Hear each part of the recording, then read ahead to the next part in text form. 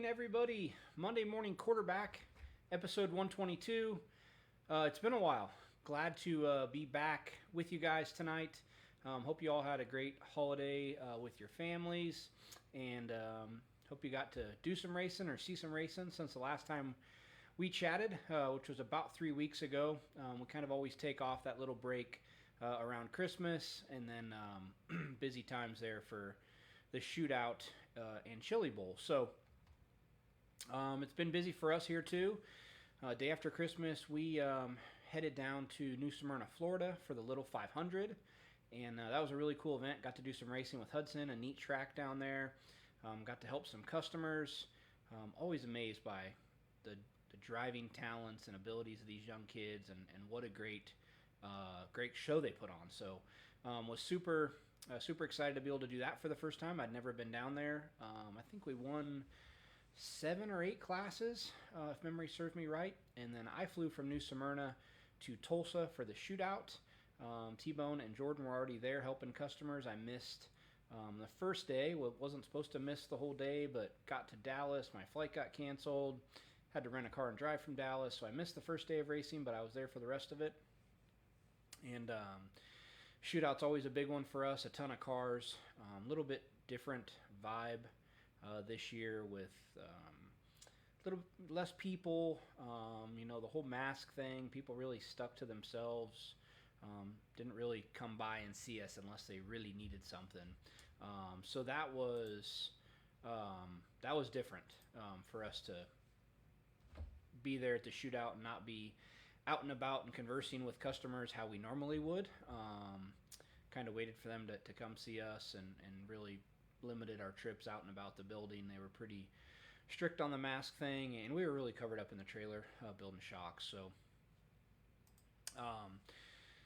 Lucas Malden won the junior sprint division for us, so kept our streak of drillers alive. Wasn't as many wins as we'd hoped for this year. Had a few seconds and a third, I believe.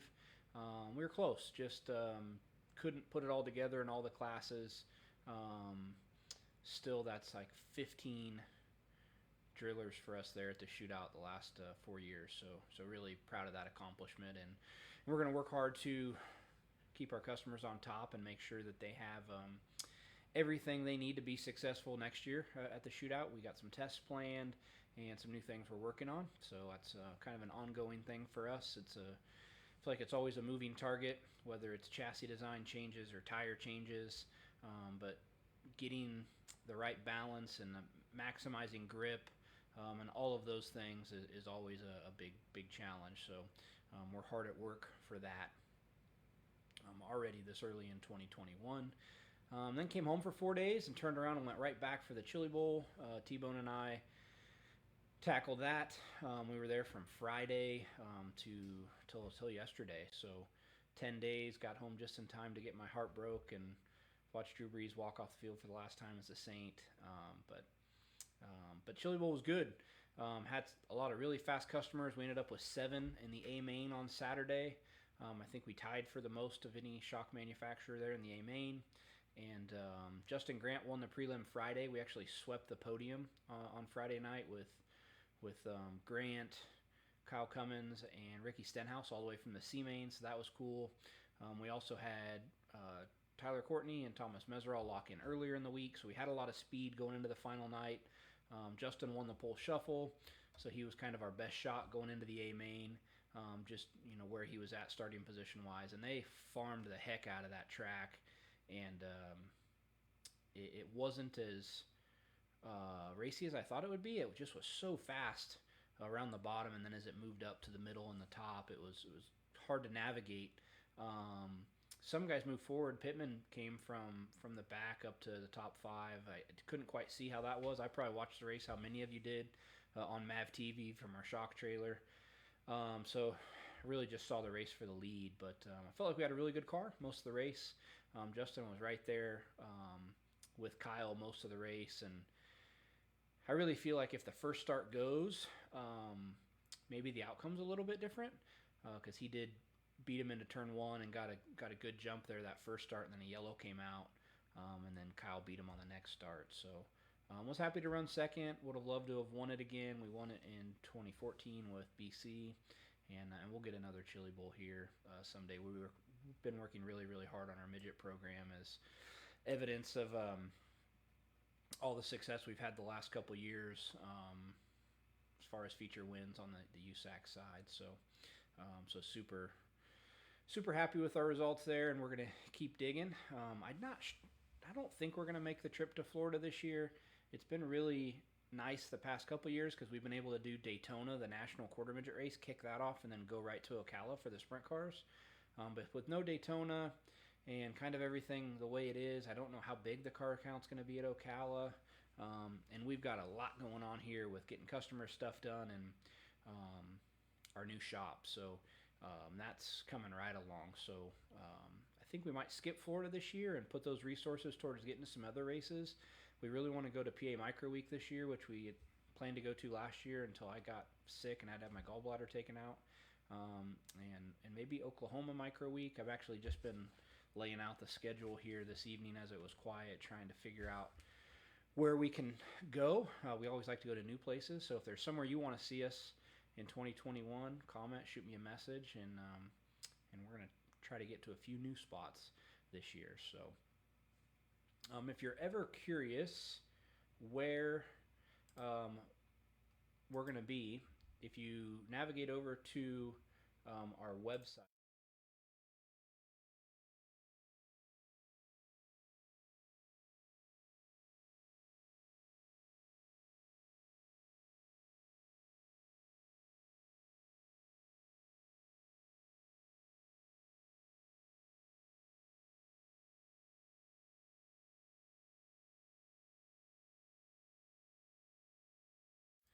so that's where you can find our trackside support is right there.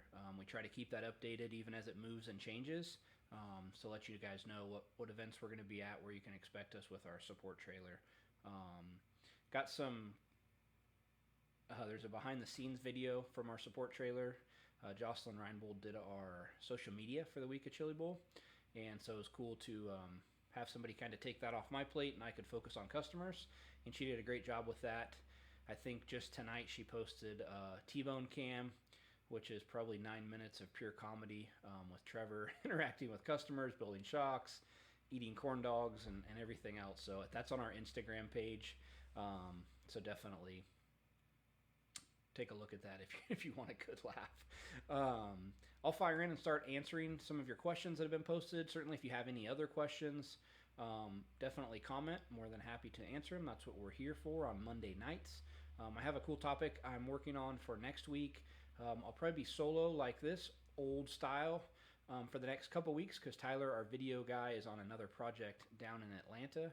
And then when he gets back early February, we're going to have some more guests on and do some stuff like that. Probably going to bring him in studio. It seems like every time we go out of studio, we run into some type of technical hiccup or wind knocking internet out, like happened with Baloo the last time. So, but we definitely got some cool things planned for 2021.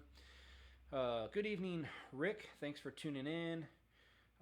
Kevin Crumb, Brandy Sauce. Yes, I introduced the Crumbs to the world's famous Molly's Landing. It's our little gem there in Tulsa. My favorite steak in the country, and it comes with brandy sauce. So Jake Mosley treated us to a nice meal there, and that was good to kick off our Chili Bowl week. I was bummed I didn't get to go during shootout. Normally I get 2 Molly's Landings in a year, but just one this year.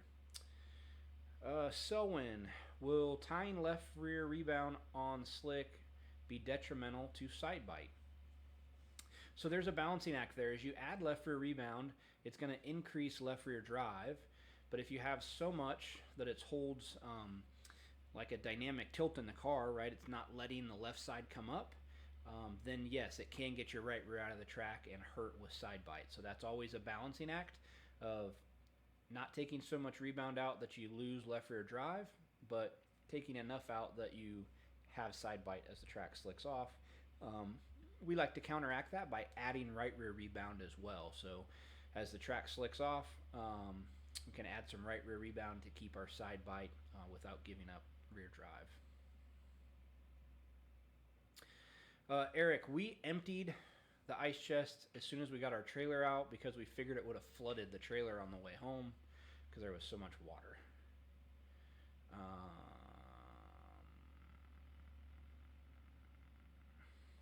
Colin, glad the XT4, glad you're getting some laps on it over in Australia, and glad to see that shock absorber therapy is keeping her tuned up for you. Good news on the bent shaft. The shaft is $30 instead of 110. I'm not sure how that converts to Australian dollars, but it's substantially cheaper on the XT because it's a non-adjustable shaft. Where on the gas shock, it's a gun-drilled shaft, so it's rather expensive. We had a lot of good feedback and results with the XT this week. Sunshine had it on his right rear, and he was running in the top 5, even with some motor issues in the main event, and felt like it really helped him run the top. So he started the week with another model of shock we make, and then ended on the XT, and he felt like the XT allowed him to run the cushion, as choppy and big as it was, a little better. So Eric Walker, birdcage timing on a sprint car, run them level or at 90 degrees or roll them forward a degree or two. I always like to roll them forward 2 degrees. So I go get them square at 90 and then roll them forward 2 degrees. That's how I was shown how to do it years and years ago, and I've kind of always done it that way. It makes sense to me. That way they never get behind center. But I don't know that it's a measurable difference. The biggest thing is that everything's square and they are at least at 90 and they're not rolled backwards. But me personally, I like to roll them forward a little bit.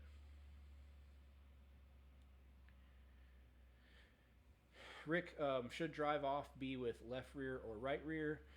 You are a quarter midget guy, and so quarter midgets typically the weight transfers to the right side and the car drives off the corner on the right side.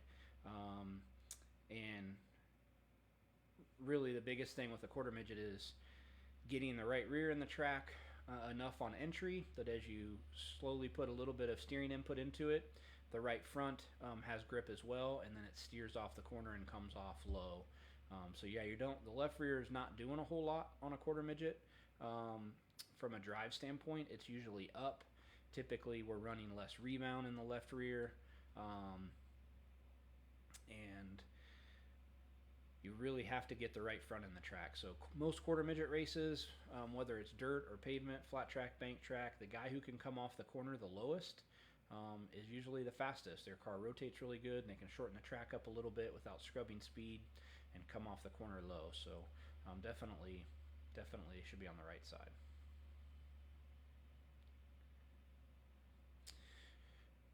So if you let rebound out of the left front when you're tying the right rear down, is that a good move? Yes, that'll help it transfer weight to the right rear, and you can do that in moderation, right? So we don't want to get the left front, we don't want to remove too much rebound out of the left front and get back to the right rear too fast or get the car too tight. But yes, as you're trying to get things back to the right rear, this is a dirt application, I assume. Based on how you're asking these questions, we definitely would get rid of a little bit of left front rebound to help transfer weight back to the right rear. As far as I know, Ori, bump springs are legal on a 305. The XT shock is not. It specifies in the Race Saver rules no canister shocks. But as far as I know, bump rubbers, bump springs, progressive bump kits definitely are legal in a 305. The benefit of a bump spring or with any bump rubber is you're going to add drive to that corner. So if it's a wing 305, we're going to run it on the left rear. It's going to add drive to that corner and help you drive up off the corner. It's going to minimize the amount of tilt in the race car because it's not just going to travel down till it hits the frame rail. So that's going to help with some side bite. And we like the spring in a lot of applications because it has a very short installed height. So we have a Monday morning quarterback video on the difference between a bump spring and a progressive bump kit. That may be something you want to check out. And we totally cover that topic, the pros and cons of both. All of our episodes are cataloged on our YouTube page, and they're really easy to find there. There is a Monday Morning Quarterback tab on our YouTube page, and you can see all 100 and previous 121 episodes there. Please subscribe while you're there. We'd appreciate it. Tyler, add or remove left rear bump gap throughout the night as lap times drop off. So we close that gap up as the track slows down. We want to engage the bump rubber the same amount, and as the track slows down, you're not going to be traveling down on the left as much. And so if you're not traveling down as much, you're not going to get into the bump rubber as much. So we'll do that by closing the gap up. One thing to keep in mind, naturally that gap gets closer as the night goes on. As you put a bigger left rear tire on, now that gap's going to get a little bit closer. As you pour more fuel in the car for the feature, that gap's going to get closer. So be mindful of that. Obviously, with the fuel load, I typically would set my gap with half of what I think I would run. So if I think I'm going to burn 20 gallons of fuel in the feature, I'm going to pour 10 in it, make sure my gap is where I want it to be with the left rear that I'm going to race on the car, set it there, pour the other 10 gallons in, make a note of where it's at, right? Am I a quarter inch tighter than I want to be? Okay. But I like to try to get my bump gap perfect in the middle of the race. That seems to be best where you're not in it too hard early and not at all late. So that's typically what I would do. Brad Haynes, 4-inch springs or 5-inch springs, what's better? I'm assuming you're meaning quarter midgets because those are the ones that use short springs. So we've used the hypercoil springs forever, and they're in 4 1/4, barrel shaped, slightly progressive. We really, really like those. I don't think from a performance standpoint, from a 4 to a 5-inch, there's enough of a difference that you're going to get a feel. Or a difference in change, a difference in spring rate, okay? So they're both going to be rated at, if it's a 100-pound spring, every 1 inch of travel, it's going to be 100 pounds. So if you travel at 2 inches, the spring's going to generate 200 pounds of force. The only concern would be is if you're traveling so much that you're not, you're potentially going to coil bind the spring. On a quarter midget, that's certainly not the case. Those Tanner springs were 3-inch. Not a very consistent spring, but they didn't coil bind even at a 3-inch spring. So we've started to do some testing with the Eibach 3.5-inch spring, and we really like what we see.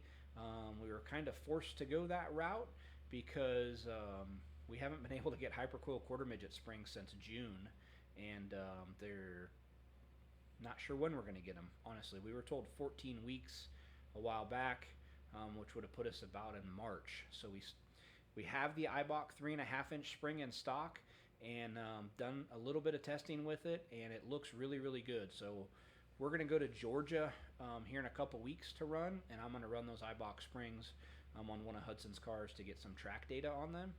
But that's what we have in stock here at CSI since we can't get the hypercoils, and we'll probably stock both. So if it was me, I would lean towards the shorter spring. It's less weight. From a feel or performance standpoint, I don't think there's much difference from a 4 to a 5-inch spring.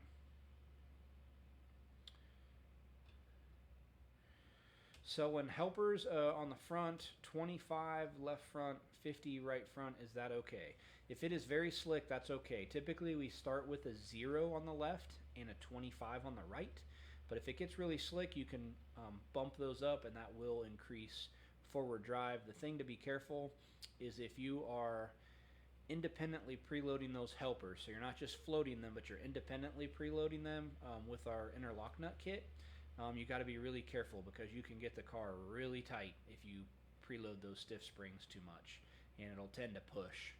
As soon as you get on the gas, it wants to get the front end up, and you lose the nose, and it wants to push. So just be mindful of that when you get to those stiffer helper springs. Yeah. Lots of great questions tonight. Anybody else have any other questions? More than happy to answer those. RJ, if you would have came to the Chili Bowl, I would have given you an autograph, but you didn't. So you're a shootout guy now, not a Chili Bowl guy. So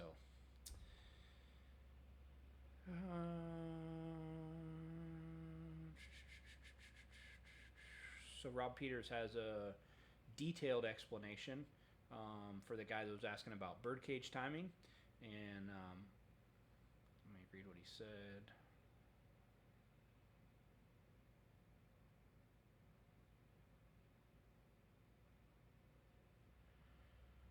100% true what he's telling you about the Jacob's ladder lengths.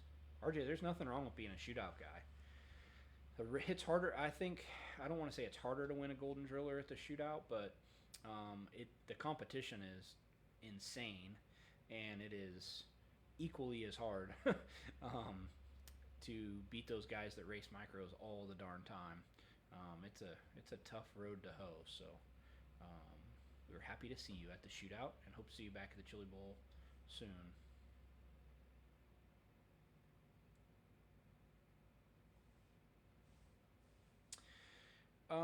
Eric, I think I told you that because you had the right rear out probably, a country mile at the edge of the axle. This is a quarter midget. And when you get it out that far, it just makes the car so loose on entry. And then you slide that right rear, and you overheat the right rear, and the car just doesn't do what it's supposed to do. I feel like with any setup, if you keep it in a happy window and you tune around that, your car's going to have a much better balance. And when you do something like move the right rear out, an inch and a half farther than it should be, you've lost your balance. Like anything else you do to tune it, is just band-aiding other things because you're so far out of your window. And so that would be the same thing if you had, a 25-pound stiffer right rear spring than you should.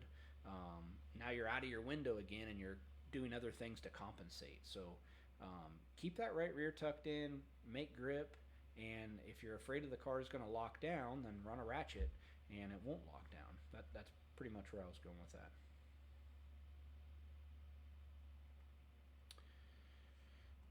Watching Bell hot lap that two-seater midget, I'm pretty sure he could have been competitive in it. He is so unbelievable to watch. If you got time, watch his Ross Weiss posted the onboard from the feature. At the end, he busts his biscuits there, but he is so smooth and just does the same thing with his hands and feet almost every lap. It's really, really fun to watch.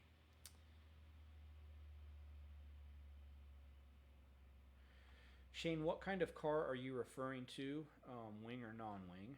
His question is, if your car won't come off the corner in the slick without the left rear locked all the way down, what's a positive change to let you be able to take some rebound out to help with side bite without losing drive?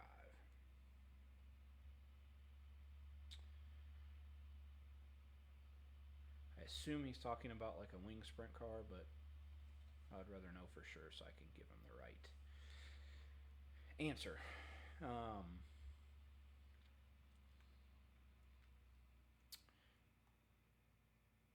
While he is going to type his reply what type of car he has, we have some new swag in the works, so we'll have some new hooded sweatshirts available up on the site here in a couple weeks, as well as a new Hudson quarter midget shirt for those of you that are Hudson Andrews fans. He'll have a shirt available. And keep an eye on our trackside support. As I mentioned earlier, you'll see where we're going to be at here to start the year. Wing 4-bar ladder micro. So if you have to have your left rear locked all the way down to get drive, you should try a bump rubber. And as you start to compress and you get in that bump rubber, it's going to give you some drive. You can try that. I think that will help what you're going to do. And then same thing as we were talking about with Eric Long. You can probably get your right rear in a little bit too to help with side bite. So if you have a bunch of rebound on the left rear, you're holding tilt in the car, and that gives you drive off, you can probably get your right rear sucked in a little bit to help tighten it up on entry. So, all right, well, that's 25 minutes of excitement. We will be back next week for Monday Morning Quarterback, episode 123. Thank you guys all for the great questions. That helps drive the show.